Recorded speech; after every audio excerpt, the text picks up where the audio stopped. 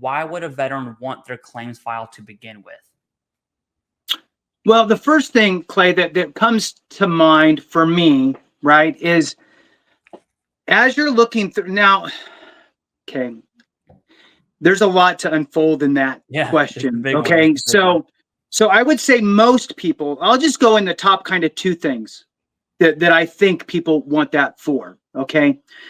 Number one is people are trying to find out their status of their condition. Am I considered static or not? And that is in there in the code sheet, right? So in your rating code sheet, we'll do that.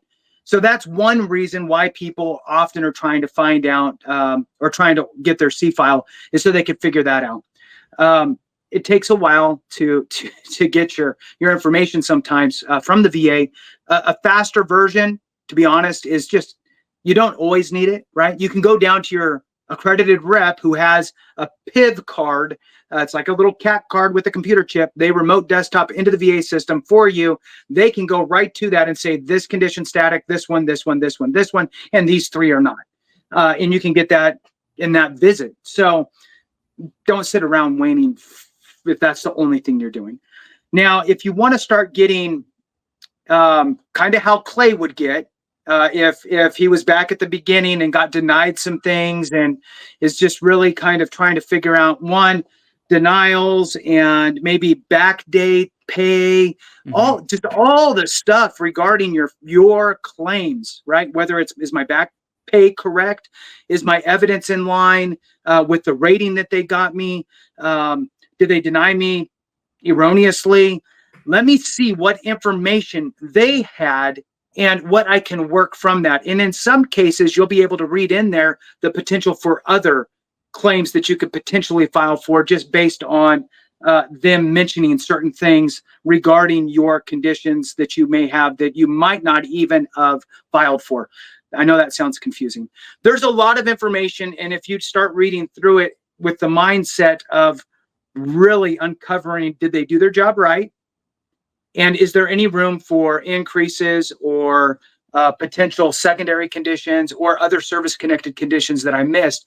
And really sit there. This is really kind of the Clay world, to be honest with you. You need to have that mindset of, I'm going to sit down and I'm going to dig through this, and then I'm going to flip over to the M21. I'm going to go to the CFR, and I'm going to bounce back and forth between these three things and make notes. And I mean, it's not a pleasant process. I will tell you, it is time consuming and detail oriented. So have that in mind. Or you can work with an accredited rep and have the conversation, and hopefully you guys together can formulate a plan. I think sometimes, Clay, and I'm going to kick it to you, I think sometimes too much information becomes overwhelming, and a veteran can just get lost in this toilet bowl of a circle.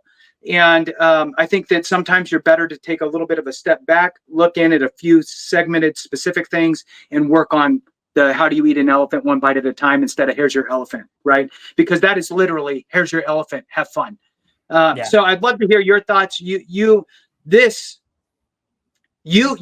question is absolutely the question that really resonates with your own personal story, I think. So I'd love to hear you incorporate a little bit of that and what you did when you went crazy, that the VA wasn't kind of doing what they were supposed to, and you went down that educate yourself road. Yeah, so I'll definitely get on that. And you bring up really, really good points, especially on the back pay. That's not something I initially considered whenever I was doing the topics for this one. But back pay is absolutely huge. But